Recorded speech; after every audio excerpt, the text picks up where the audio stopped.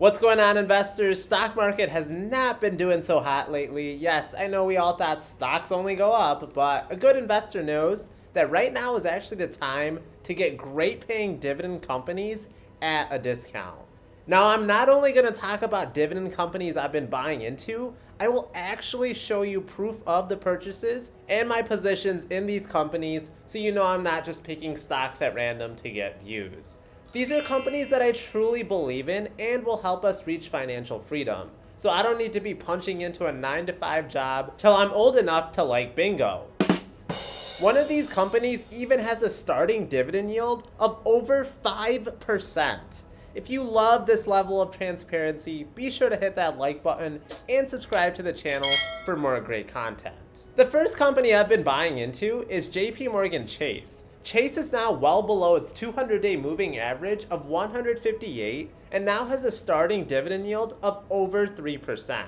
This definitely beats anything they'd ever give you for opening up a savings account. Be sure to keep an eye on what the Federal Reserve does in the upcoming months with its interest rates and how exactly they will combat inflation.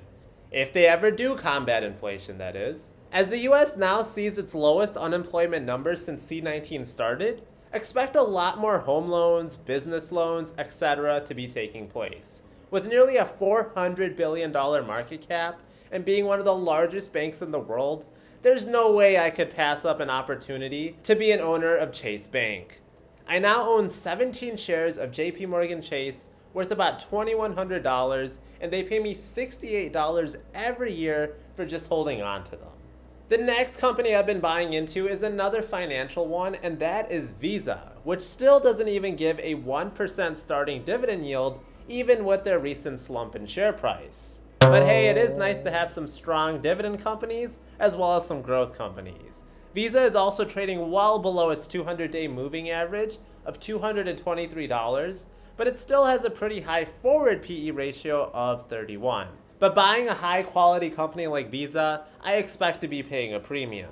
I really like Visa because now that everything everywhere is opened up again with no restrictions, that means investors can profit off of all the small transaction fees that Visa collects every time one of their cards is swiped. And there's quite a lot of Visa cards out there, about 3.6 billion of them to be exact, and they processed over $12 trillion last year. Visa should also enjoy returns from something that was lacking the last couple of years, and that is people booking vacations and business travel on Visa cards. Visa has raised its dividend every year since being a public company, which, believe it or not, has only been since 2008, which was totally a great year for a financial company to go public. I currently own 15.5 shares of Visa for about $3,000 in equity, making up just under 3% of my portfolio, and they currently pay me a whole $23.25 for simply owning them.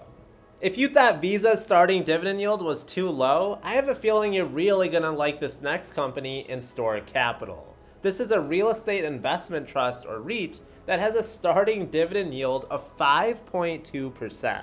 Store owns about 2,900 different properties across 49 different states in 120 industries, serving 556 customers. I love the diversification factor of REITs. When buying into Store, investors are really owning a piece of restaurants, early childhood education centers, car repair shops, gyms, and unless we close gyms in the name of health again, these should all be great businesses to own and to collect monthly rent. The average lease agreement remaining for Store is 13 years, which means they should be able to provide predictable cash flow from contractual rent for years to come. Store never really recovered in share price since C-19 started. It traded around 40 right before C-19, and it's never reached north of that ever again. This is in addition to being on an extra discount these past couple months. It's actually far from its 200-day moving average of $34. But no need to worry, as Store continues to raise its dividend every year that they've been a public company, and they have a really strong payout ratio compared to its peers. I currently own 40 shares of Store for about $1,200 in equity, making up 1.13% of my portfolio, and I get paid almost $62 for just buying and stashing. Now we can never get enough of those dividend aristocrats, and that's why I bought the medical device company MEDTRONIC.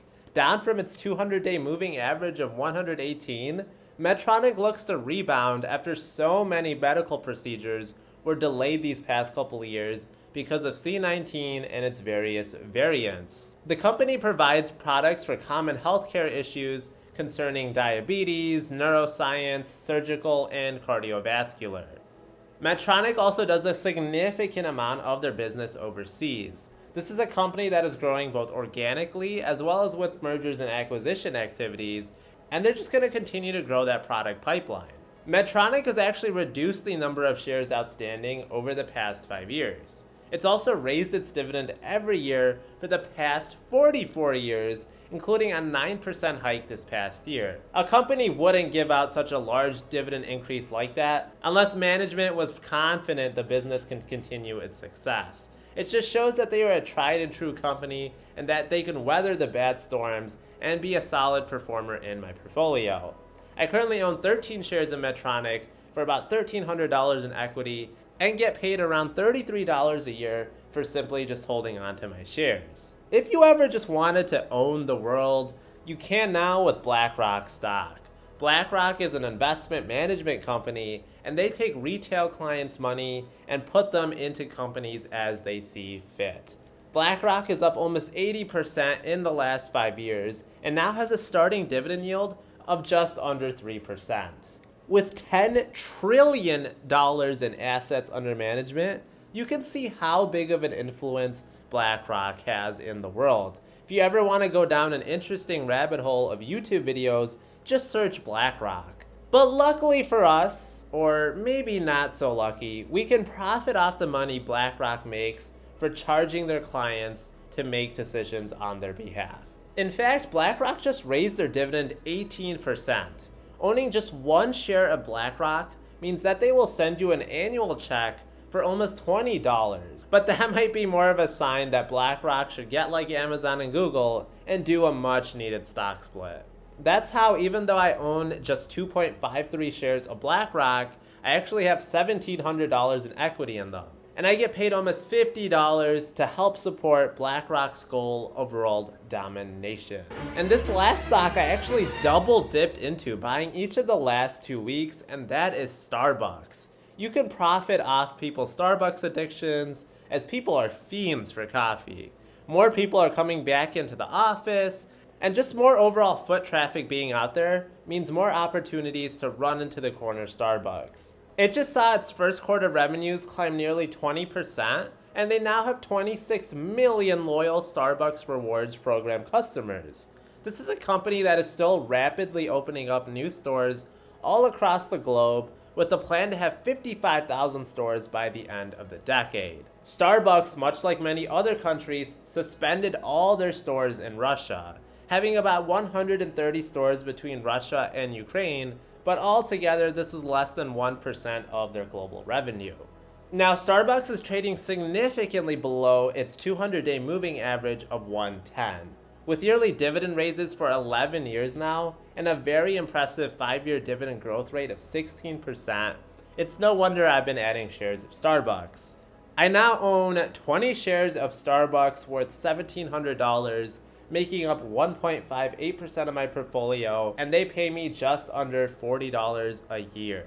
So guys, I just gave out 6 stock gems, and they're pretty diversified, giving you a mix of financial, consumer discretionary, real estate, and healthcare sector stocks. If you like this type of content, please be sure to hit that like button. It really does help out a small-time channel like this.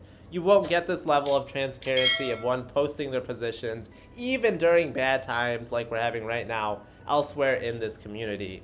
I didn't have time to give the full analysis of companies like I typically do, but luckily I have made full videos of them in the past that you can just search for on my channel page. As always, the videos I made are found in podcast form under the Collect Cash podcast name, and I will buy, stash, and collect cash you later.